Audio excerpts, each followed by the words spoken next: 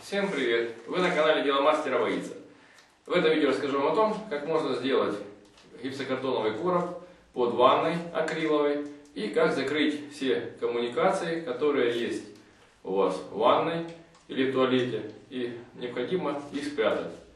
Поэтому нам понадобится гипсокартон, профиля, саморезы, дюбель-гвозди, пластмассовые лючки для того, чтобы их встроить в короб для профилактики труб.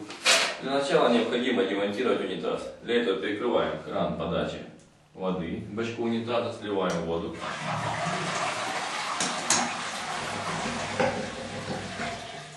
И с помощью рожкового ключа на 10 проводим отвинчивание болтов, которые крепят унитаз к полу. Если унитаз не приклеен на силикон, то демонтаж унитаза не составит большого труда. Можно унитаз поставить в удобное место. С помощью перфоратора с накладкой лопаткой необходимо удалить кафельные плитки, на которых стоял унитаз.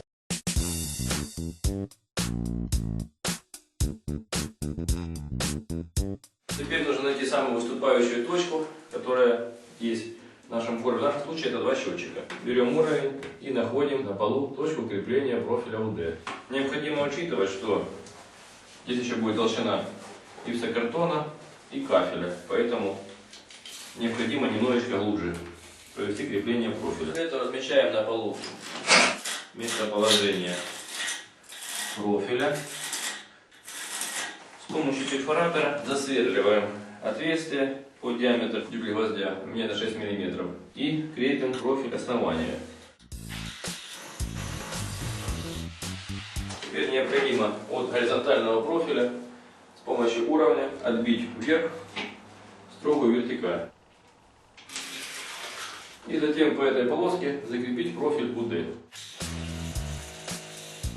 Чертим на стене строго горизонталь и прикручиваем профиль друга по линии.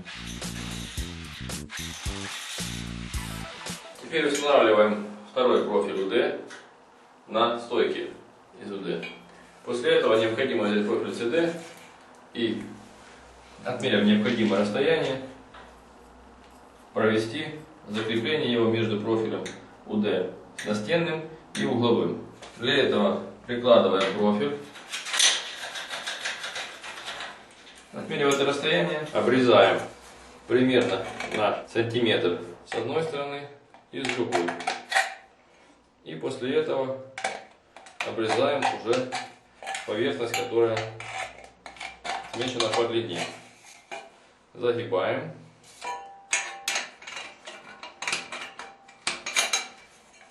Теперь необходимо боковые грани выровнять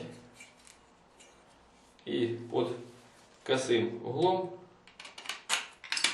сделать срез.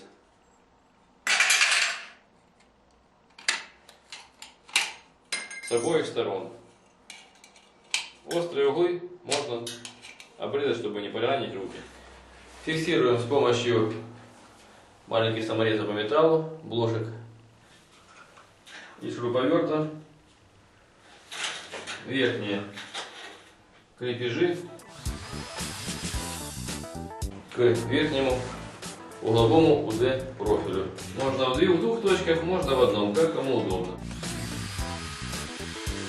Делаем то же самое, тискали 40 см. Теперь необходимо вырезать стоечные CD профиля и с помощью блошек зафиксировать их в УД профиле. Шаг CD профилей для укладки гипсокартона 40 см, потому что ширина гипсокартонного листа 120 см. Если поделить его на кратное количество слоев, то получится, что как раз на шве должен быть CD профиль, который соединяет два листа гипсокартона. Каждый профиль необходимо по уровню выставить строго по вертикали и только после этого закрепить. Вот конструкция же имеет жесткий каркас. Итак, делаем со всеми стоечными профилями. Вот каркас готов, теперь можно приступить к прикручиванию гипсокартона. Для этого мы будем вырезать все отверстия, которые здесь есть, с помощью ножа или лобзика. Отверстие очень хорошо получается вырезать с помощью ножа, очень острого. Гипсокартон очень удобный материал, легко режется, легко пилится. Вот первый лист гипсокартона уже уложен, каркас я уже сделал. Для остальной части короба были перепаяны немного муфты крепления для подвода воды к умывальнику и к стиральной машинке.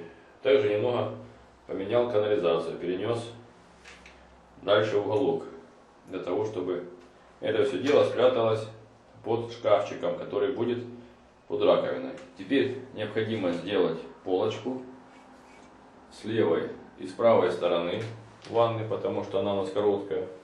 Для того, чтобы сделать полочку и нишу за ванной, берутся профиля УД, крепятся на стену с одной и с другой стороны. Также необходимо, если есть возможность, прикрутить на третью сторону хотя бы. Затем на эти профиля УД наводится профиля СД и делается полочка. Теперь необходимо сделать разметку для ниш. Это будет внутренняя часть ниши. То же самое сделаем с этой стороны. И здесь прикрутим профиль. Можно УД, можно СД, в зависимости от ширины и расстояния от крана до ниши. На это расстояние необходимо также закрепить профиль УД на стену. Прикручиваем саморезами по металлу нашу полочку к профилю.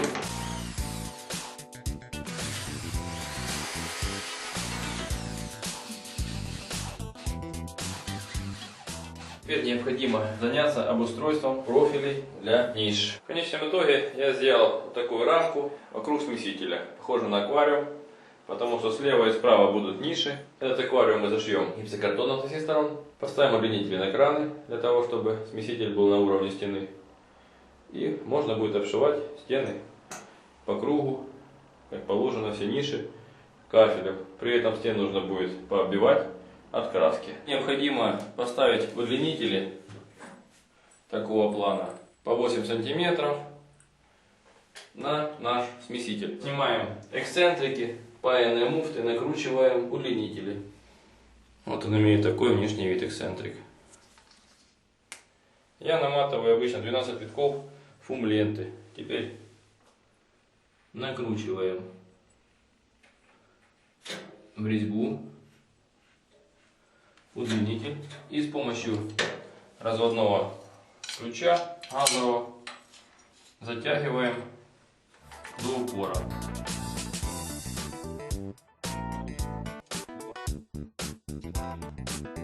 Вырезаем кусок гипсокартона, размещаем отверстие для выхода удлинителей и зашиваем гипсокартоном.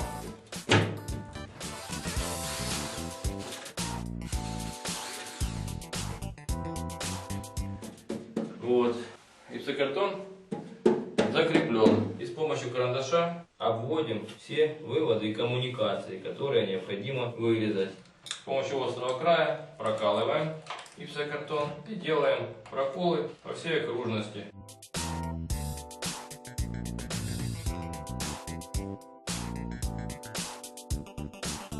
Теперь уже предварительно закрепленный гипсокартон можно взять пилу и отпилить лишнюю часть гипсокартона. И вот кусочек отпилен лишний. Здесь нужно брать саморезы покороче, потому что ограниченное расстояние для работы шуруповерта. Вот основной короб готов, который закрывает коммуникации. Внизу будет смотровой люк. Это возле счетчиков и затем под ванной. Теперь необходимо взять уровень и по всему периметру помещения на уровне второй кафелины сделать горизонтальную разметку. После этого начнем укладку кафеля со второго ряда. Первый ряд будет укладываться после того, как мы ложим кафель на пол. После того, как ванна обложена кафелем по периметру, нижняя часть экрана, приступаем к укладыванию кафелем короба, который мы сделали из гипсокартона. Начинаем со второго ряда, идем вверх. Вверху здесь есть подрезка кафеля на ус, для того, чтобы не вставлять сюда пластиковые уголки. Затем затрется затиркой шов и будет одинаково по всему коробу. Здесь будет лючок, уже вырезан для него проем для доступа к коммуникациям, кран для унитаза. Бывают случаи, что при работе с плиточным клеем отдельными модификациями разъедает руки. И это приводит к серьезным травмам на пальцах. Я уже получил травмы и одел резиновые перчатки во избежание дальнейшего разъедания пальцев. Некоторые плиточные клеи, такие как церезит, хорошие, в принципе, они мягкие и на руки почти не влияют. Значит, там минимальное количество цемента и больше добавок. В данном случае я пользуюсь плиточным клеем Эко 11, и мне он очень руки поразъедал. Здесь много цемента.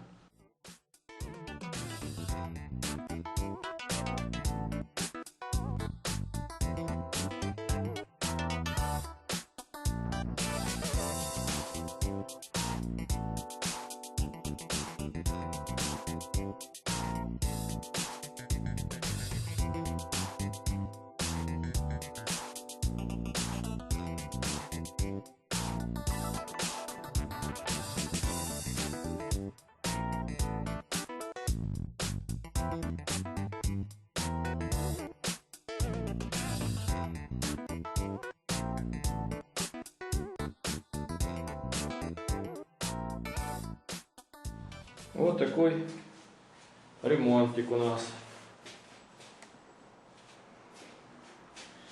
Зеркало установлено на свое место. Душевая лейка. Новый смеситель. Унитаз. Полотенцесушитель закреплен красивый. Хромированный. И сушка для белья. Осталось ставить двери и затереть швы на полу.